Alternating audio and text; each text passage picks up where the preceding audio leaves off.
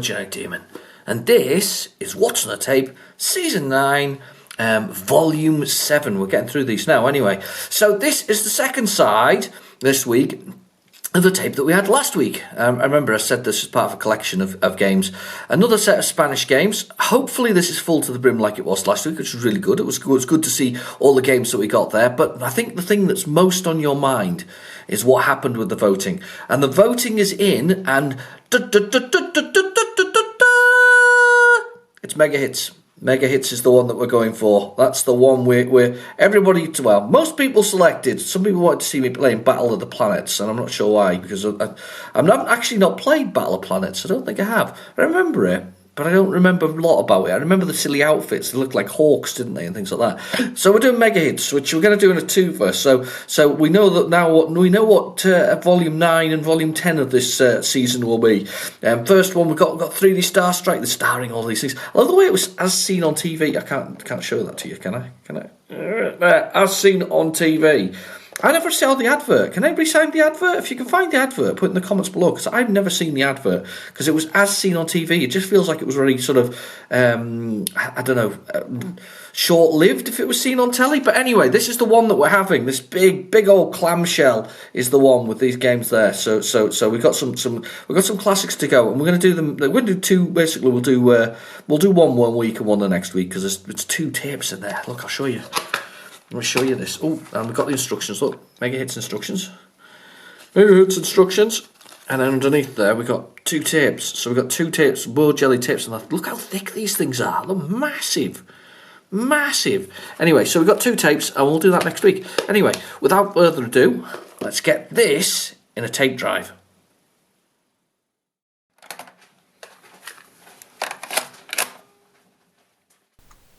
Right, the tape is in the drive and we are ready to go. So we'll go down to the old favourite, we'll go to Basic and load it. Last week I remember it being quite a good tape, and do you know what? It's been such a long week that I've actually forgotten what was on it. So you'll have to forgive me for not remembering. I know we had quite a good time, and there was a few things that didn't load or did load. And the usual what's on a tape fare, if that makes sense. The kind of doing and finding whatever else is there. Okay, let's see what we got first. Pud. Do you know something? This is a game that you often hear. There's a few movie clips. There's a few TV clips about Pud. It kind of appears, doesn't it, in relation to, is it Ocean?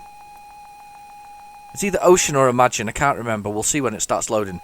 And it's about, and this guy's like, was he 16 when he created Pud, or 15 or 16? One of the two when he created Pud. And oh god, typical. It's gone for a Bertram already. Let's stick it in the other tape drive and we'll see if we can get it to work from there. So we'll swap it over to the other one.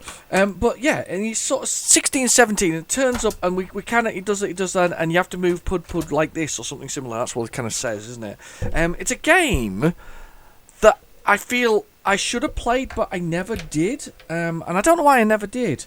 I'm sure it's Ocean now, actually. Because I'm thinking about the whole video clip has something about Hunchback as well, and how they divided that up into sort of 2 games and whatever else. So it's definitely, I say it's definitely, but I think it's Hunchback, but sorry, Ocean, not anybody else. So anyway, Pud. Never played it. Quite excited actually now. Pud is one of those things. It's probably going to be in Spanish though, unfortunately. So I've swapped it over to the other tape deck and put the tape cassette converter for a CD player into the deck. I saw a CD the other day with Spectrum games on it. I didn't even think that the Spectrum lasted that long to actually have games like that. Maybe it was something future related anyway. So we'll give Pud a go. It's got a good name. I don't even know what it's about. No idea. All I remember is that there's some bits and pieces moving around in it, and that's about it. That's all I remember. I've got coffee. Oh, that's a nice hot cup of coffee. It's rare for me to actually drink it almost straight away from the kettle, but oh, that's good. It's got a little bit of a burn to it. A little bit of a burn. Pud. No Ocean on the bottom of it. I half expected there to be an Ocean thing there. Sort of rainbow colours though. It's very nice. Effort been made. I'd say, just remember it being this young lad and he was sort of showing it off, and I'm sure it was like ITV or something like that. Do you remember that? ITN News. Back in the day. I'm sure I could find it if I did a bit of searching, to be honest with you. Anyway, how's your week been? Has it been an okay week? Have you had a reasonable time? Has the world gone in your favour? I've had a busy week. It's been a very busy week. It's been the usual sort of everything happening. It's amazing how busy I am. You know, I'm in the middle of a global pandemic, and I've kind of avoided speaking about the pandemic during my things because we need a break from it. But we're getting to the point now where we're gonna have to talk about it because it's still ongoing. However, there is hope in the form of a vaccine coming, so you know that we can return to effectively normal life and not worry about dying from something that is that harsh. But anyway, but yeah, even for the middle of a pandemic, I've been really, really busy. I'm working, selling. In a strange sort of way, it's kind of intensified the requirements. I mean, if you don't already know, I work in information technology and phones, so sort of what's known as voice over IP, so cloud-based phone systems, and basically, I think everybody's kind of coming round to the idea. A lot of home working thing. A lot of this is those who are working more flexibly. So I think there's a lot of that that's come round as a result of that. And so not stopped being busy. Not stopped since last March. So when that first lockdown started, I keep forgetting that it was end of March that it actually started, and we were in lockdown in April. But yeah, it's not one of those long and exciting things. So. But anyway, that sounds like Pud started but didn't load. So let's see if we can get it to load off the old PlayZX. Let's get that going. That seemed to make, there was music there, wasn't there? Did you hear it? There was a little bit musical. We'll get that back on in a second, and we'll see what happens and see if they recorded the music by mistake. Well, it's typical, isn't it? First one off the tape here. We're not quite got the playback we want. Right, I'm sure Pud will be on here. Be amazed if it isn't on PlayZX, but we'll give it a try. First 5 minutes of the video, as usual. You never know whether it's going to bloomin' work. So we got that. Let's search for Pud. Pud in Weird World. Is that what it was called? Oh, right, okay. Ocean Software, I was right. It was quite a quick load, actually. Right, let's put this on a load to dip. Let's push this button. Push play. Come on, Pud. It's quite a quick loader, actually. So I'm very much hoping that we've got a large tape full of goodies. Do you ever play Pud? The game you played? The game you got in your collection? Is this another one of those with a Bob Wakeland cover? I suspect he may have been on this one as well. Did a lot of covers back in the day, didn't he? You know, great artist, beautiful artist. His artwork is absolutely amazing. It really is. It's the kind. I mean, I know it went on cover tapes and whatever else it is, and I used it for posters and things like that. But realistically, I mean, it was wall art as well, wasn't it? You could stick that on the wall.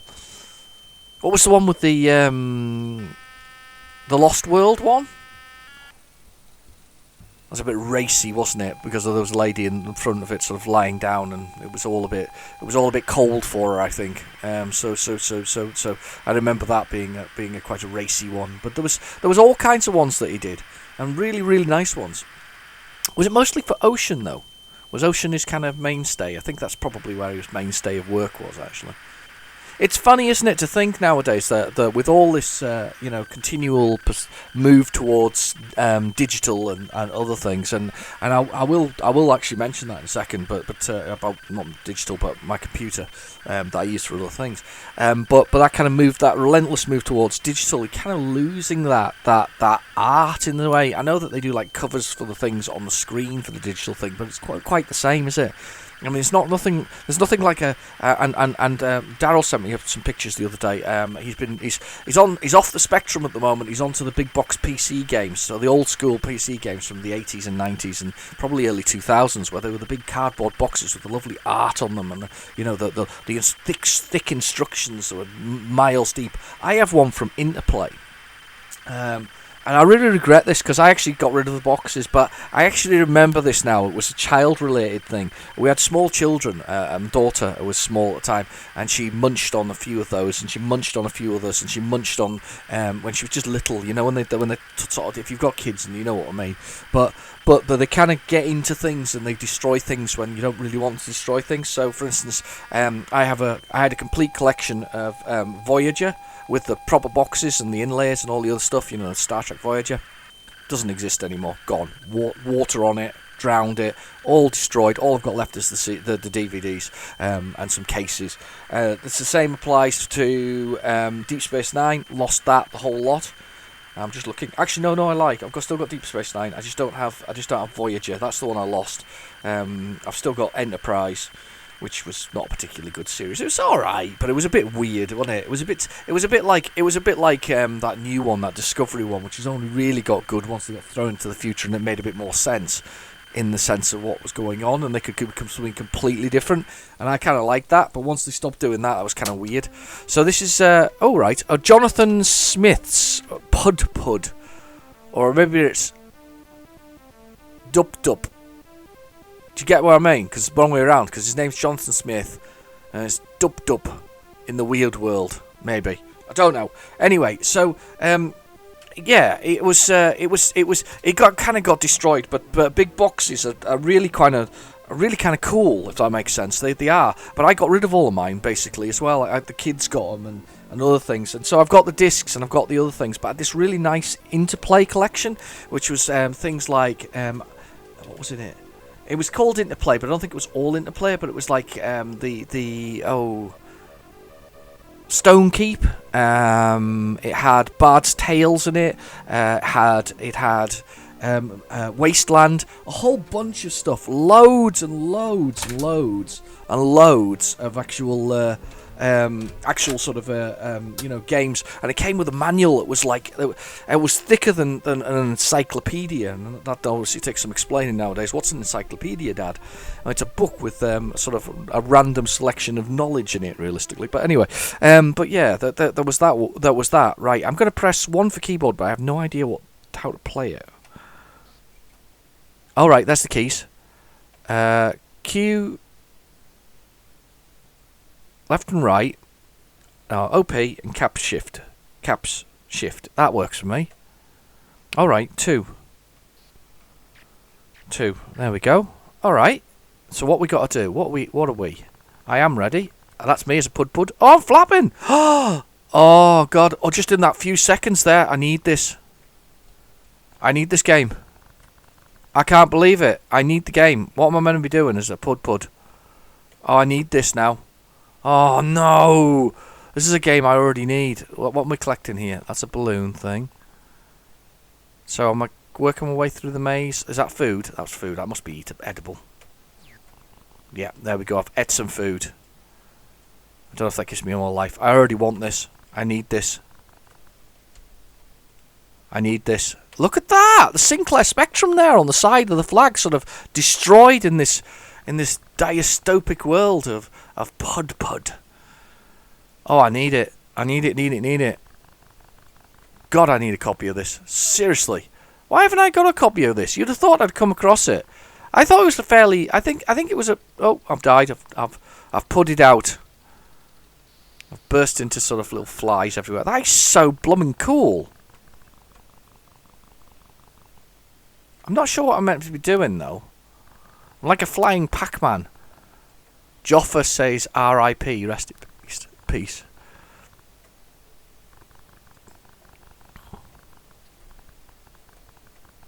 That did me damage. Okay, fair enough. So am I just meant to be making my way out of the maze?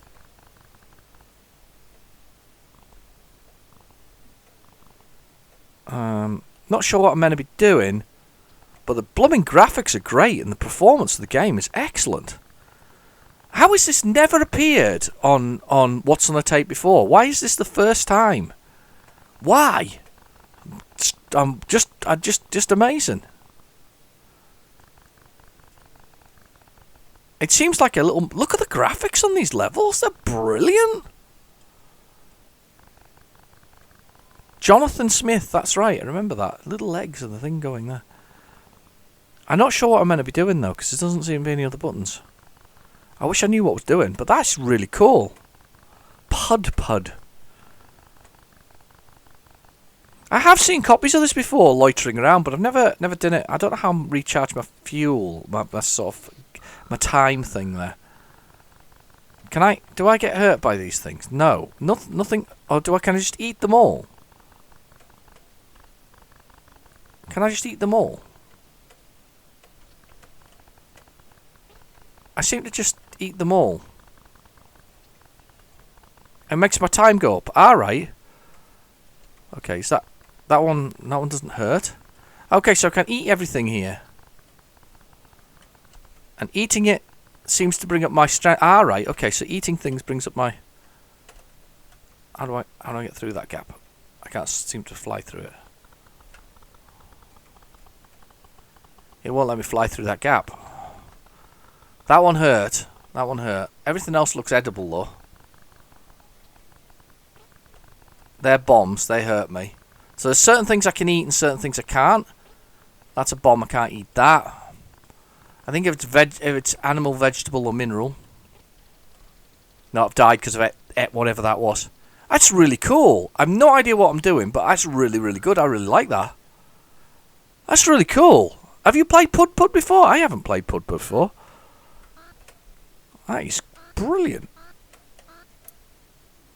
And... yes! Joffrey Smith, Tony Teabag, Powers. On we go. That was a good start. I like that. Not played that one before. I would like another go at that one. I would like to have another crack at that when I get a chance. Let's see whether or not there's a bit of music, because I could hear the music. Somebody's like recorded the music. There's the music. Right. Let's see what we've got now. Fingers crossed. That was a good start. I like that. I like a good start. I'm quite happy with that. Fall Guy! Oh, right, Fall Guy! Well, this is going to be funny because we're going to get this one at the end of the season as well, because Fall Guy features on that Mega Hits tape. This was Elite, and it's effectively a Fall Guy jumping sim. I think it's the best way to describe it. It's a game where you jump from point to point. It's starred... can't remember the name of the actor, but the character in the thing was called Colt Seavers. I'm the unknown stuntman that made Eastwood look so fine. Do you remember the tune? There's a tune for it. It kind of buzzes round in your head once you've heard it. Sort of that kind of time when they had big title sequence music, and then it was always that cut away with, cut to them sort of turning and smiling at the camera when they've done something. You know what I mean? And with a name appearing in the bottom, and then cutting away again. And turning a smile, and that was the 80s all over it, wasn't it? That was the way it was kind of done. There we go. There's Colt Seavers. There's his. I always liked his truck. What was it? It was a Ford something, wasn't it? I always get in trouble, by the way, when I do car things. I keep getting into trouble. Apparently, I mortally wounded somebody with my Retrowave review of a game called Retrowave. Because I didn't know that it was a Toyota something or other rather than a Mitsubishi. But to be fair, we didn't get those in the UK in the 80s. So how was I to know what it was? I'm just making a guess. And to be fair, it was from the model and the shape. As far as I was concerned, they were one and the same blooming vehicle. But anyway, get into trouble again. I'm in trouble again. That's Colt Seavers thing anyway. It's a Ford, I think. It could be a GMC. Is that the other big one they make in America? The large, powerful one. So we don't get these in this country.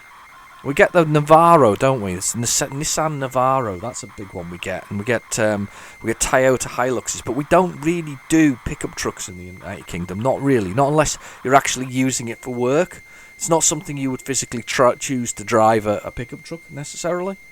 However, I did see a Unimog the other day, and I thought that was pretty cool. But that's effectively a truck.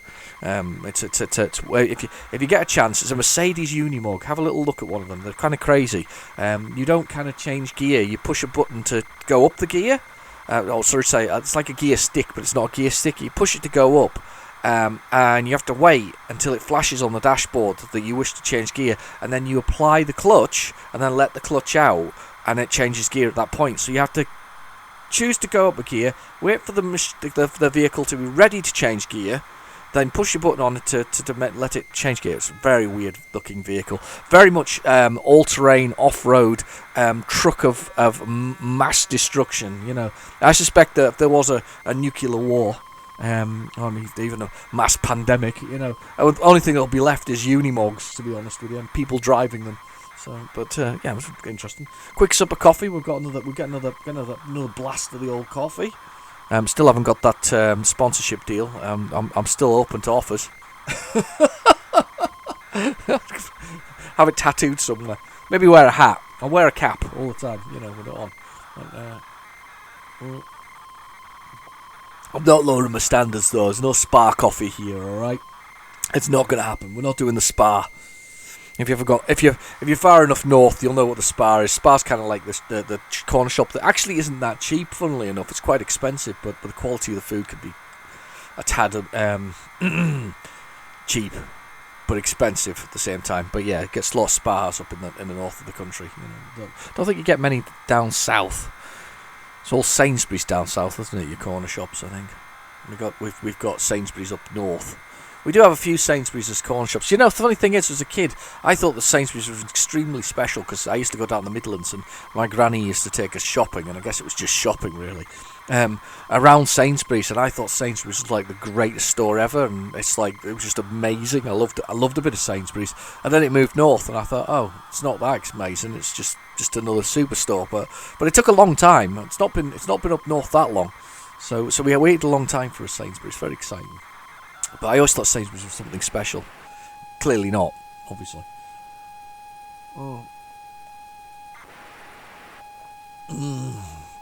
Oh, coffee is so good. I love coffee. Absolutely love coffee. So, oh, God. Yeah, but as I said before, Daryl sent me a lovely collection, or pictures of his big box collection. I thought that was really nice. I can't remember what was in it though, and I feel really bad now because I can't remember what it is. I just remember looking and going, "Ooh, they're nice." Right, what do we do? Can't remember the keys.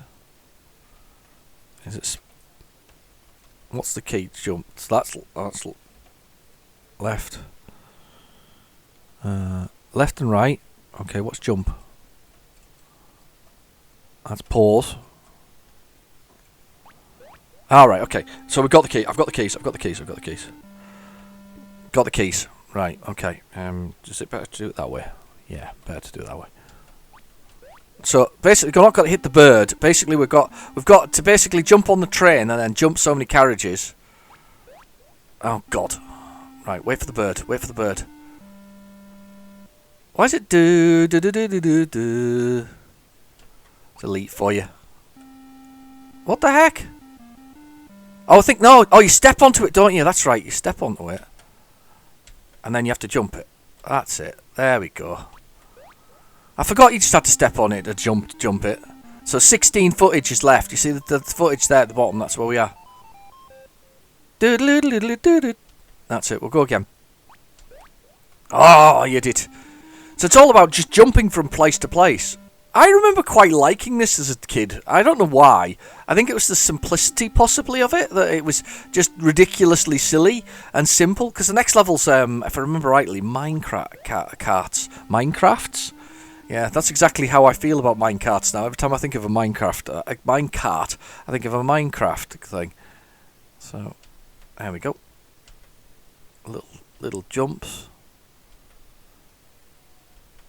Yeah, leave it to the last second.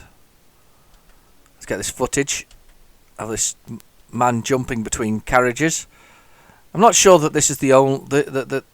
I'm not sure that this isn't a waste of his skills, but you know. Come on, Colt Seavers, let's do it. What was the blonde girl in it? There was a blonde girl, wasn't there? Do you remember the blonde girl? What have I just done that for? You idiot. Why is there a man in a pot over the back there? Look, there's a little man in a boiling in a pot. Alright, okay, how do we do this? I can't remember how we do this now. Well, this is going to be interesting. Ah, don't just fall off. Jump, jump, jump. Can we run to the point where we're running on it again? I've ran off it. I should have waited a second to the point where I couldn't move again. I think I've died. No. Oh no, I fall off there as well. Ooh, this is much more difficult. All I remember is the minecarts and that. It's probably as far as I ever got as a kid. Let's have one more go, because I quite enjoyed that, strangely. What an idiot. I'm such an idiot. Oh, you have to wait for it to go round and come back again. It's fine. We'll do it next time. Now. And I fell off because I'm an idiot. Oh, come on. Wait for that to go. And then this one. Damn you. I can't do it now. I just can't do it. One more fall. Wait for the bird to do its thing. There we go. Little jumps. Keep it simple. Little jumps. Little jumps. Reminds me of Stop the Express, but not as good. You know, Stop the Express had jumping between places, didn't it? But with other things. That was a good game. That was Hudson Software. Hudson, who teamed up with NEC to create the PC Engine, which was absolutely fantastic, by the way. It's one of my favourite unknown consoles in the United Kingdom. Oh god, I was so close. Did all right though. Oh, we got a few more takes actually. You get to start again. That's not so bad. Ah! I need to get a rhythm. That's what I need, a rhythm for this.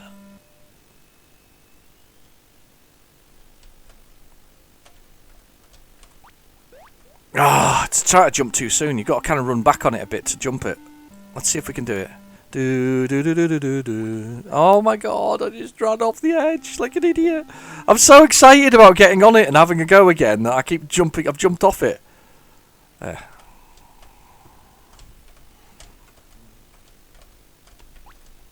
Oh, too shallow a jump. I nearly did. I've done it all right though. I got 13 out of the 20 before I've died. That's actually not bad. I don't mind that game. I don't mind that at all. But as I say, that's going to get repeated at the end of the season. Is it the first time it's turned up on this? No, it's not the first time it's appeared on What's on the Tape. I definitely think I've shown the Unknown Stuntman before for you all. Very exciting. Very exciting. Jolly good.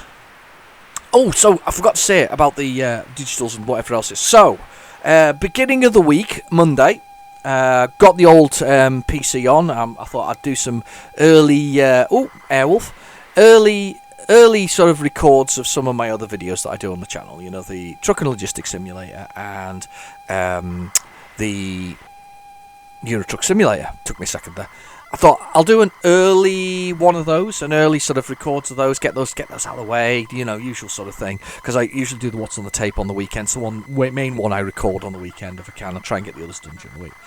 So I thought I'd put it on. I put it on a couple of games I fancied on Steam, so I pushed the button to download them. Great, download those games. Started one of the games up that I'd just got. It was another shoot 'em up actually. Can't remember its name. Tenta Warrior or something like that. Anyway, another shoot 'em up, sort of old school graphics. So I got this. I'm just looking at controls actually. ZX, C Fire, Blummeneck. I hate these ones. Right. Okay. I hate those keys, but anyway, that's fine. Right. So fired up this game to play. About to start to play it. I get a pop, and I'm like, okay. And the computer's off. Put PC's off. Okay, what's going on? So I get it, and I test the power adapter with it, and the power adapter's still producing 19.5 volts. Plot thickens. I take the machine apart, I remove memory and hard disks. Try it again, not working. Read online that it does actually happen with these things, and because it's a little Intel Hades Nook, it's a fully integrated machine. So it's like just literally, it's like if you take the old Xbox One, the one that was like the VCR, or if you even take a video cassette recorder, sort of mid-range, sort of when they were starting to get a bit smaller, get one of those. It's about a quarter of the size of one of those. It's minuscule. It's really thin. It's really whatever else. Really sort of integrated wholly on the board. Not a problem. Beautiful machine. Beautiful airflow in it. All the lovely things that you want with a thing like that. And I wanted it because it was a small games console that could go on my desk, and I could use it as a PC games console and just use it and simply just get on with doing the games, and that's all it would be for. So I took it apart, looked online, discovered that a few people had this go pop for them. Most people had said, you're going to have to return it to Intel to get it sorted. I'm like, oh God, do I have to? Anyway, so I contacted Intel, and over the course of a space of about 3 days of messages, I got finally it's going to be returned. Monday it's going to go on a trip to Amsterdam, and then it's going to come back again. Hopefully repaired. Well, we should be repaired because it's still under warranty. It had 2 year return to base warranty on it, so that was a bonus. I didn't realise it was 2 years because it was just over a year old when it went pop. Anyway, it's going to return to base, and it looks like it's a common problem.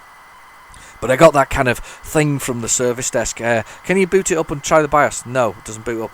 Can you try swapping the memory? Yes, I've done that. Now can you power it up? No, I can't power it up. There's no power to it. It's not working. It's not working. It's not working. It basically answered all the same questions with, no, it won't power up. No, it won't power up. No, it won't power up. But in the end, they just sort of said, right, okay, return is in order. So just take all your parts out of it and send it back. So I've sent it back. But, of course, that left me PC-less. And I do like to do my other videos. And to be fair, I was PC-less. And I was like, nah, what do I do about this? So I went and did something silly. And I spent a lot of money on another pre-built PC, and it's not small at all. It's flipping massive on the scale of things. It's got 3 dirty great fans in the front of it. It's a gaming machine. It wasn't the model I wanted, actually. I ended up with a bigger spec, but I thought, do you know what? If you can't get the slightly lower one that's a couple of £100 cheaper, you might as well just go the whole hog and buy the one that's a couple of £100 more expensive and get it. So I've ended up with a Ryzen 7 with a NVIDIA GTX 3060 Ti. Basically, that's the current generation processors from NVIDIA. The 30 range is their current range. So I've ended up with a really, really, really, really powerful machine. And I powered it up the other day, and I started downloading. It took a day to download the Steam stuff I wanted, which is probably the longest part. But I also wanted to download some games to really show it off and test it, if that makes sense. So I wanted some really high, because I wanted to see what I could do. Basically, the hilarious part about it was that everything runs in ultra. So I'm quite pleased, but at the same time, it was a bit of an expensive deer. Right, so we've got Shoot. Now, this is a horrible game. I remember this. There is actually an edit that makes it look like Blue Thunder. Did you know that? There's an edit that makes it look like Blue Thunder. This is the stupid wall. There's a wall of death here. You have to get through. And the way to get through this wall is to shoot at it. And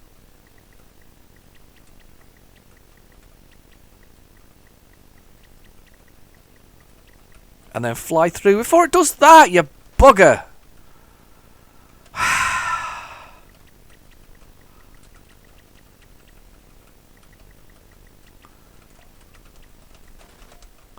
Oh, come on. I hate this thing. Sorry, I was going to concentrate, but I can't. This is a horrible bit. Once you get past this, it's not so bad. But this particular part of the game, if somebody could edit the code and get rid of the stupid wall at the beginning of the game, it would make the game 10 million times better. Because, what's this all about?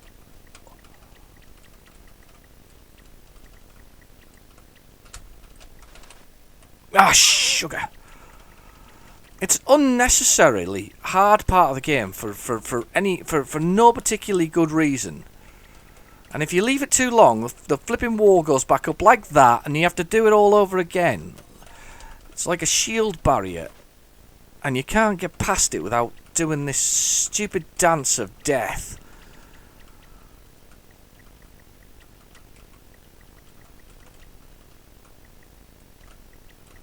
Oh God! And there's no rhyme or reason to this particular part of the game. It doesn't make any sense whatsoever. I'm gonna fly back because it's gonna disappear. There we go. I hate this game for that reason. It should be a good game, but it's not. Airwolf 2 is better, but Airwolf 2 isn't actually Airwolf. It's a game that was used as a perversion of it. It was another game that was being generated, but which had aliens and whatever else. And they just basically changed the same sprite. They changed the sprite to Airwolf, and it's just there's just no good way to do this, and I can't change that now. And now I'm stuck. The moment I turn around, I'm stuffed because I got too close to it.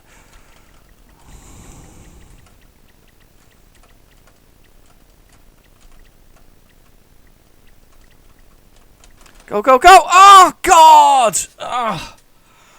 One more go, because that's just really horrendous. Yeah, but Airwolf 2 is better, but it's got Airwolf in space, basically, and it's just ridiculous that way. But otherwise, it's actually not a bad little shoot 'em up. I think I've got a plan here.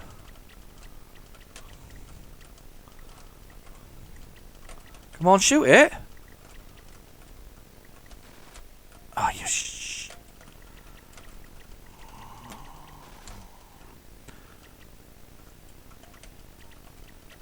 Come on, shoot it! Shoot!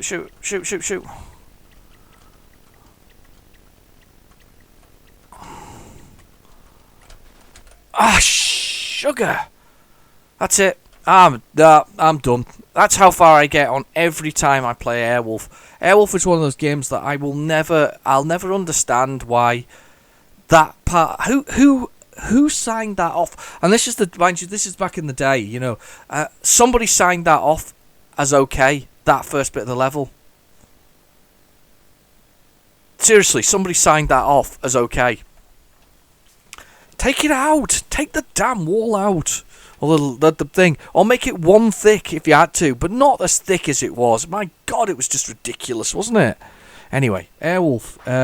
Not the best of whatever else it is. But we do remember the music. You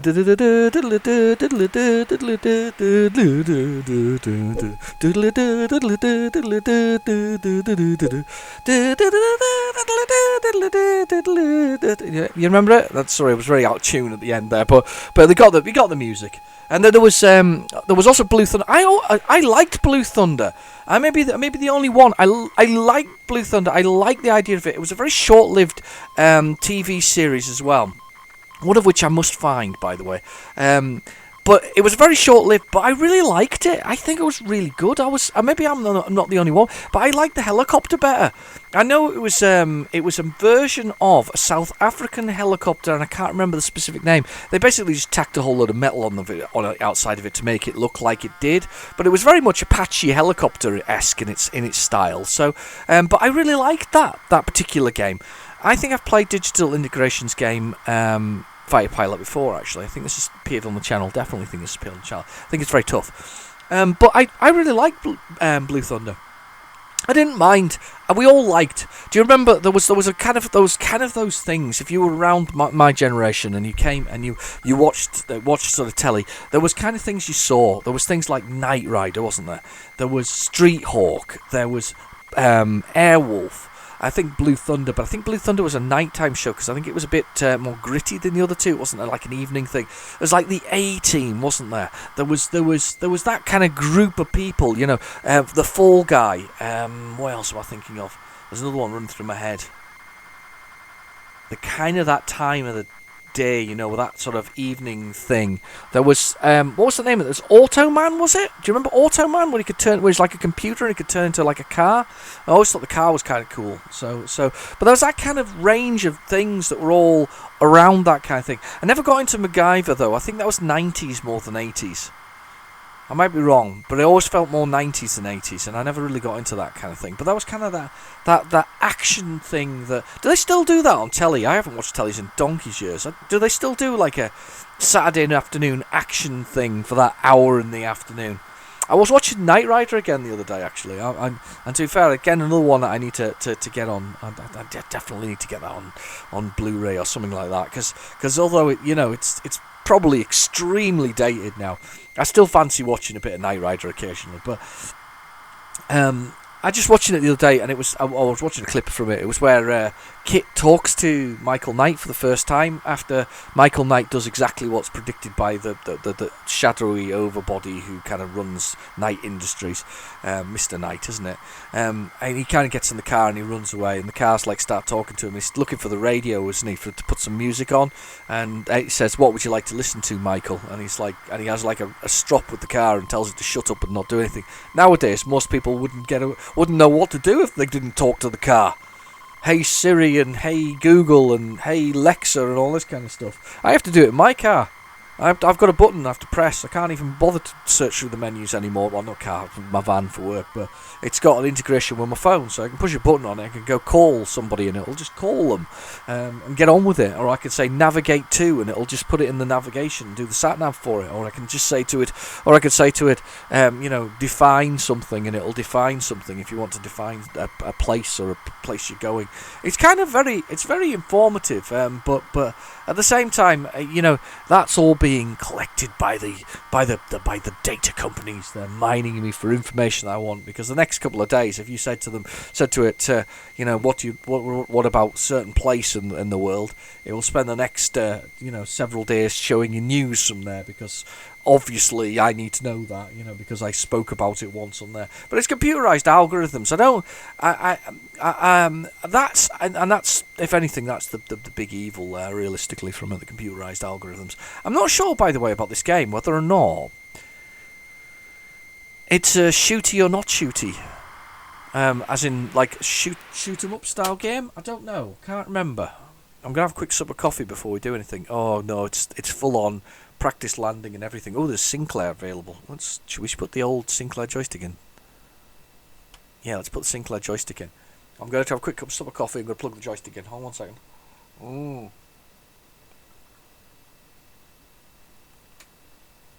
Oh, God, that was good. Right, let's get joystick.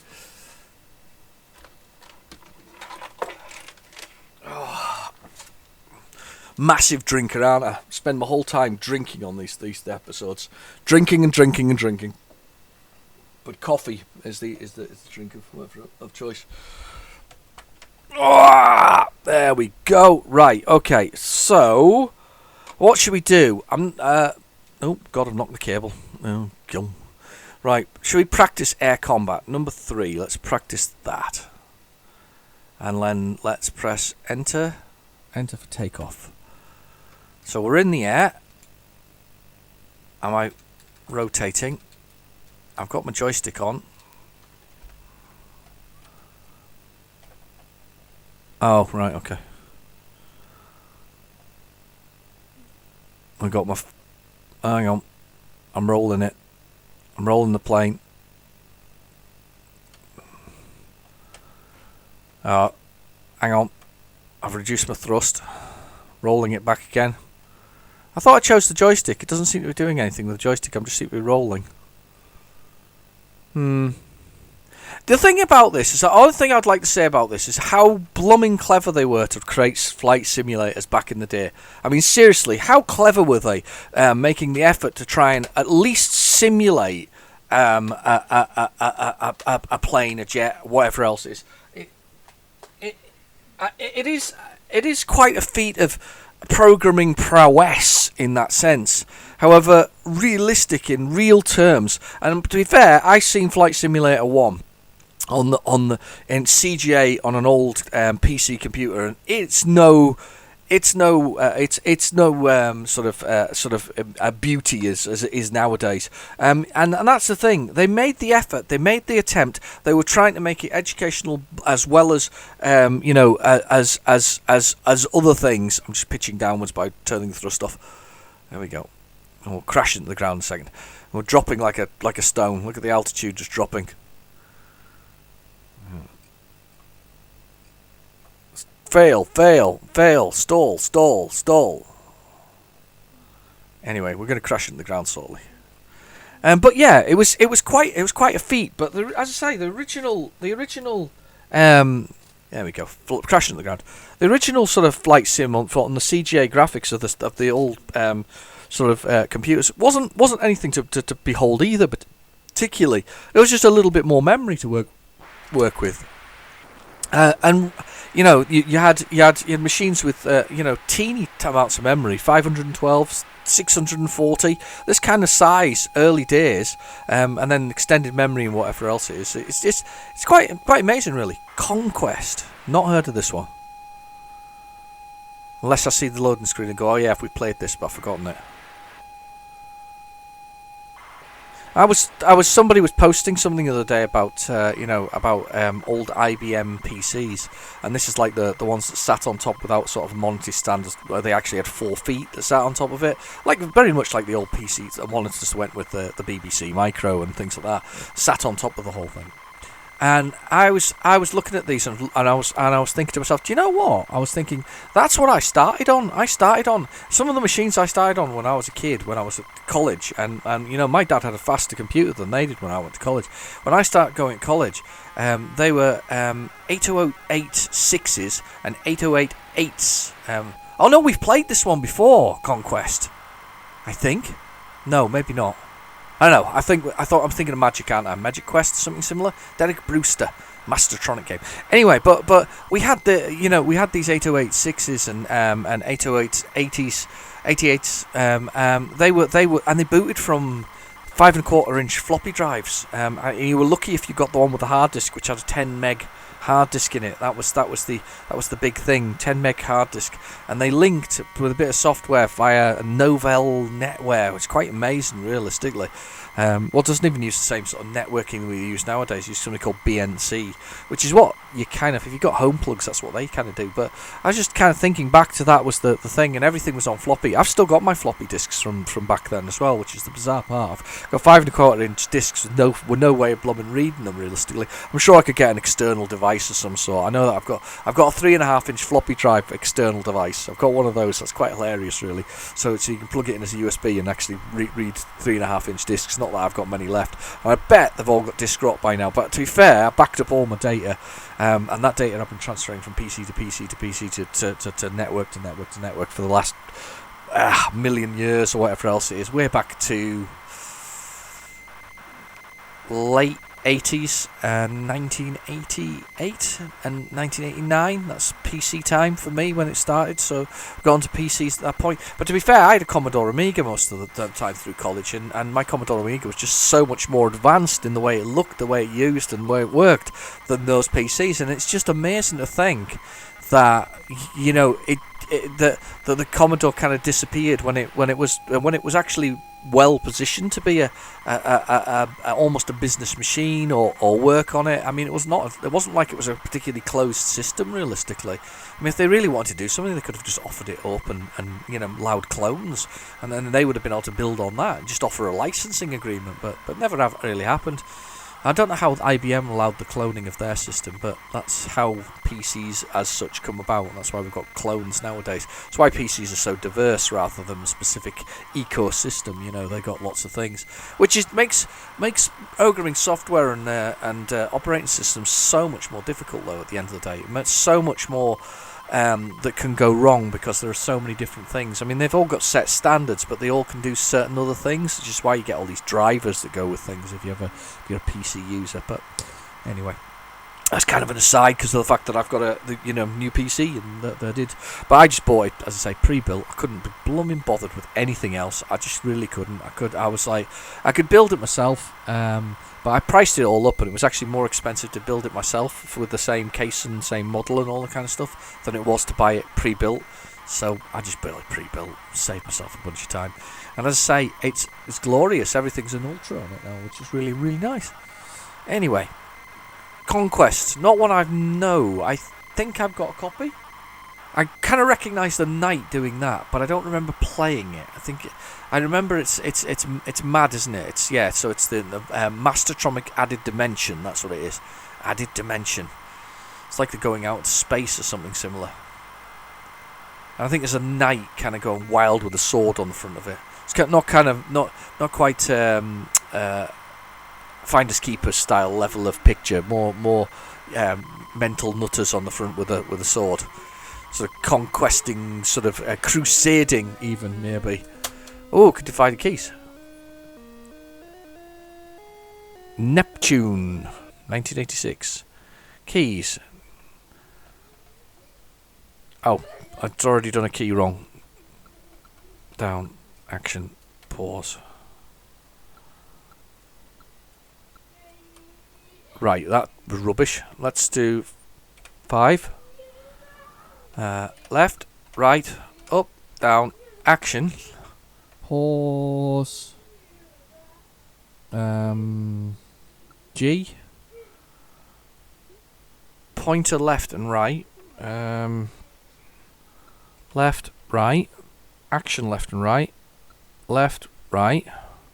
We'll see what happens with that, because that seems a bit weird. But anyway, let's go for it. Okay. There's our little man.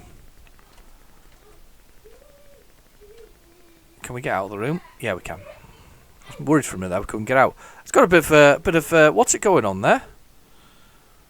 Doesn't it? Pick up. Action. Yay. Drop. Right, you choose the boxes here. It's got a bit of what's it called? A sort of attic attack to it. Doesn't it have a bit of little feel of attic attack? That's quite good, actually. Can we look at that? No, that's a look button we've got it on. I don't like the controls for the moving the things on the bottom, but at least it works. I've got a green key, so I can go out with green key. I've got no light. I got lots, not a massive amount of life. Let's go through here.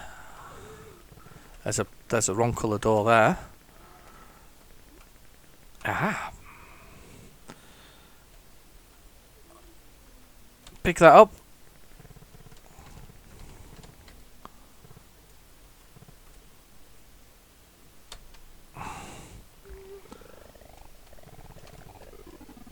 I thought I could use that. Huh. Okay, the complexity comes from the changing the buttons to choose things that you're going along. That actually is the hardest part about it. It's not actually, doesn't seem a particularly difficult game otherwise. Oh, one more go. Right, okay, we'll go in here. Let's pick up. We've got a little jet thing now. Oh, right. I don't know why we've got a spacecraft. Let's do that. Globe of invulnerability. Alright, okay. So that's what I'm flying around in right now. Globe of invulnerability. Yeah. Not getting hurt by it. Okay, that's fine. Pick that up.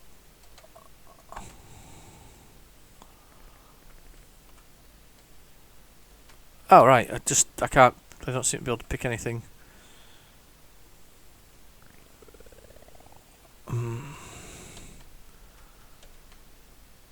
Globe of vulnerability, no objects in globe. Do I have to get out of it? Do I have to drop it to pick that up? Is that what I have to do? Do I have to like leave that there? So do I have to do... Hang on. This is weird. Drop. That's fine. Go up here, pick this up.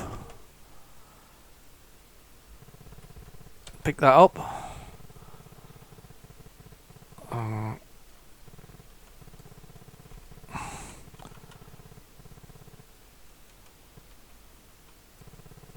on. Got some kind of wand. Can I use it?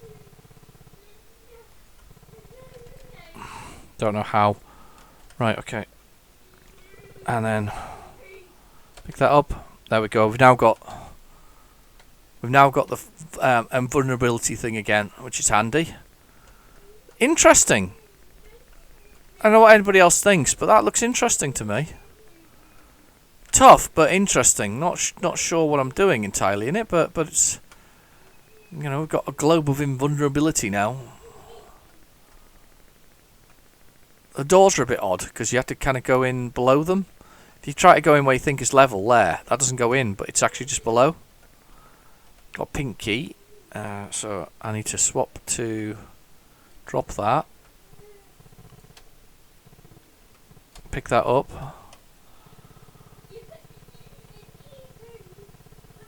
Pick that up. We're invincible again. There was a pink key. Was there a pink door up here somewhere? I think there was. Not sure. I've died. Interesting. Yeah, I'm not sure what we're doing in it, but it seemed interesting enough. Okay, we've probably got maybe another game on here, so we'll have a little look and we'll see if we can get this on to load. It's been a good tape, this one. We've had some good times, and we got to see Pud Pud, which I must definitely need a copy of. I must find a copy of Pud Pud. Oh, there's the music for it. It's like they recorded that as well for some reason. Weird. Let's see what else is on here. It could be empty though. There's a possibility that was the last on the tape. It's quiet thus far, and we don't have background noise, which is usually the sign that there's nothing else there. We'll give it a quick fast forward. But I think that might be our lot. So next week, the plan for next week, I think that was our lot, by the way. Yeah, most definitely is our lot. That's all right. That was a good tape. We enjoyed that. So next week, because it's good, because it's episode, volume 7. What we'll do next week? Yep, most definitely empty. Just no sound any on at all. Next week, as it's volume 7, and then we've got. Is it volume 7 next week? No, volume 8. I think it is. 7 now, isn't it? Yeah, 7 now, volume 8 next week. Volume 8 next week, what we're going to do is, because we know what the last 2 tapes are, it's the mega hits one, for the last particular ones, is I'm going to do a random selection of C15s. So I've got a little collection of C15s. I've got quite a lot of C15s, actually. So what I'll do is a random selection of C15s next week. I'll just select a sort of handful. I might even show you me doing that as well if I can be bothered to edit that in. Random selection of that, and we're gonna go with a random selection of C15s, and then we'll go from there, and we'll do that, and then we've got the mega tape to finish the season with. Thank you very much for watching. Please feel free to like and subscribe, and I'll catch you in the next video. Bye bye now.